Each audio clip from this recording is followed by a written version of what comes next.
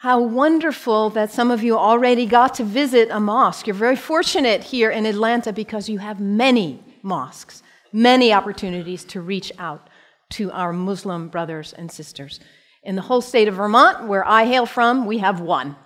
So you have no reason to not visit. It's right around the corner from you. There are mosques everywhere. And it's important that we visit because Islam is the most misunderstood and the most maligned religion in the world today. We are being whipped up into fear of Muslims. And when we are afraid, we're stupid, actually. We're operating out of just that reptilian part of our brain. When we're afraid, we don't have access to our higher functionings, our whole self, the power of the knowledge in our hearts, our whole being. We're resigned to a small place of living. Ali, the son-in-law of the Prophet, says, people are afraid of what they don't understand. So my hope today is to share with you a little bit about what I love about Islam in order to invite you to a place of more understanding and less fear. Islam is very practical. If you are looking for insights about how to live a good life, how to be a good person, Islam has wonderful gems to offer to you. One of the things I love most about Islam is that it invites us to be concerned about what is the most important thing in life. To get our priorities straight. What is it for you?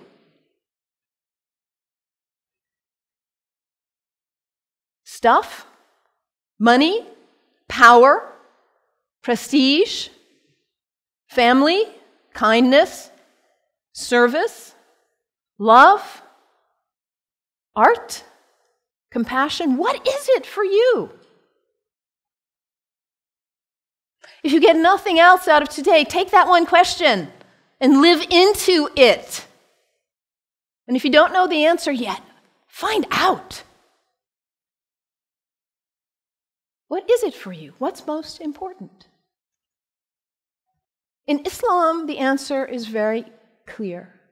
La ilaha illallah, Muhammadan Rasulullah. There is nothing but the source, God, the one. How did you say it, Anthony? That love which is greater than we can know. That's what matters. And Muhammad is his prophet. Is the prophet of love. La ilaha illallah, Muhammadan Rasulullah. And the thing about us humans, when we get that clarity, we know what's important. What do we do with that? We forget. That's who we are. We humans, we are the great forgetters. How many of you made a New Year's resolution back on January 1st? How are you doing with it now? Let's be honest. How were you doing January 7th? We get this high resolve and this clarity, and then we get caught up in all the distractions, all the things pulling our attention here and there, and we forget. That poet, Mary Oliver, says, what is it you plan to do with your one wild and precious life? What is it?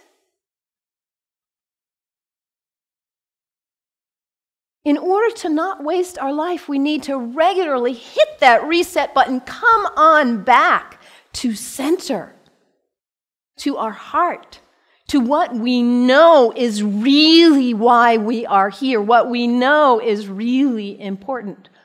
Regularly throughout the day, to stop and come back and say, well, let me check in and remember what matters so I don't waste my day or my week or my month or my life. And for Muslims, this is prayer, salat. It is the second pillar of Islam. The first pillar, la ilaha illallah, to know what matters. And the second pillar is to hit that reset button in order to regularly come back to center and remember what really matters. And for Muslims, this is not an activity in the head. It's an activity of the whole body. Allah Akbar, Allahu Akbar. Bismillah ar-Rahman ar-Rahim. Alhamdulillah, Rabbil Alameen. Ar-Rahman ar-Rahim. Malik Yawmiddin. Iyyak na'budu wa iyyak nasta'in. As-siratal mustaqim. Siratal ladhina an'amta alayhim. Ghayril maghdubi waladdallin. Amin. Allahu Akbar. Allahu Akbar. Allahu Akbar.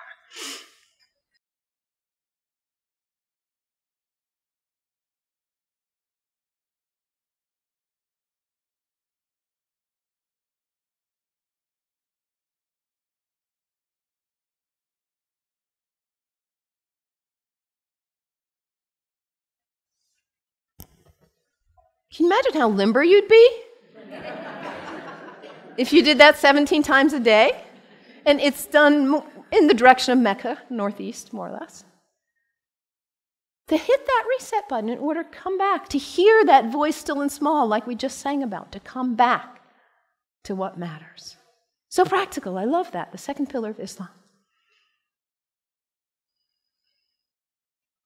Islam also reminds us to always be concerned about those who are less well off than ourselves.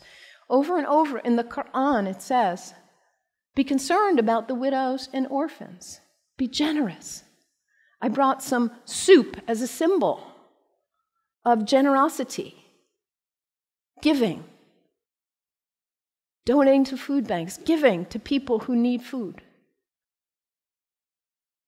I think about Muhammad almost like a spiritual, a social genius. He himself was an orphan. By the time he was 6 years old, he had already lost both his parents. He knew marginality. He knew it. And what happens when there is imbalance in a society where there are some who have a lot and some who don't have enough? What happens here? Those who don't have enough are suffering, aren't they? Out of their lack of nutrition, food, healthcare, hygiene, educational opportunities, they suffer. And in their suffering, they may experience illness. Their illness doesn't stay there, does it? It spreads to the rest of the people. And in their need, they may choose to engage in criminal activity just to try to put food on the table. And that destabilizes the whole society when you have some without and some with too much. And what about the people with too much? Greed is spiritual bankruptcy.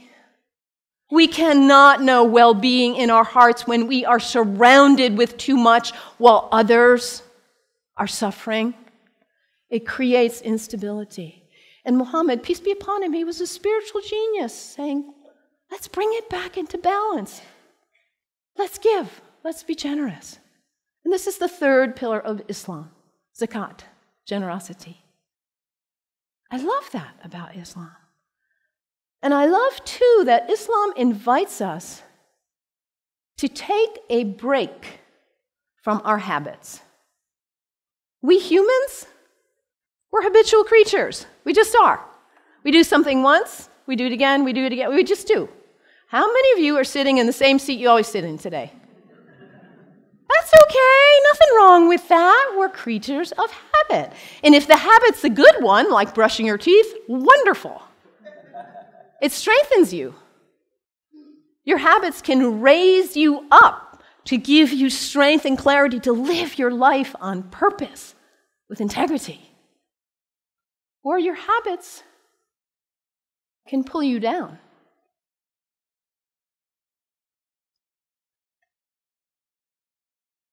To take a break from your habits, because what happens when you try to take a break from your habit, when you try to stop reaching for whatever it is and you cannot?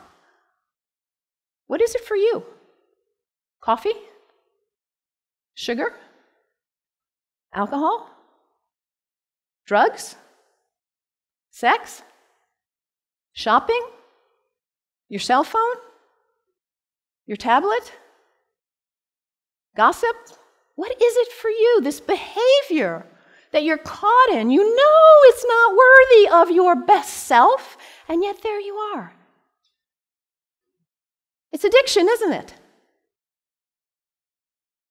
When we can't stop reaching for it, we can't stop doing it. And yet your life is so valuable, you matter. And to live your life on purpose and to cultivate the habits that raise you and strengthen you so you can be your most beautiful, best, loving, caring, giving self.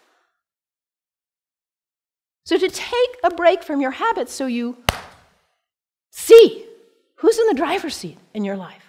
And put yourself back in the driver's seat. Whatever it is for you. There are other people in this room who have also struggled with addiction in this way and who have overcome it. You can get help. You can do it. Your life matters. It's valuable. This is the next pillar of Islam, fasting. Fasting not just from food, but fasting from other activities and behaviors as well. And when we fast from food in particular, and it says over again and again in the Quran, fasting is good for you if you only knew. Because we put too much in our bodies, don't we? We stress them. We overeat and put junk. And we don't honor the beauty of ourselves. And also, when we fast, hunger is not a theory in the head, it's an experience in the body when we fast from food, that feeling. And then when you see somebody else on the street who is begging, it's not a theory. You feel empathy because you know what hunger feels like. It's harder to close your eyes and walk right on by. Muhammad, that spiritual social genius, to create harmony and stability in society. The fourth pillar of Islam, fasting, taking a break from your habits. So practical, I love it. And I also love about Islam that it encourages us to take a break from our location, to travel with intention, to recognize the power of space, the sacredness of space, and how the greats who have walked on this earth have blessed the earth with their presence, their breath, their thoughts, their actions. I know you are on the verge of a major decision about this sacred space for you. You have made this place sacred by your presence here. And as you perhaps choose to move on, you will perhaps make a new place sacred by your use and your love.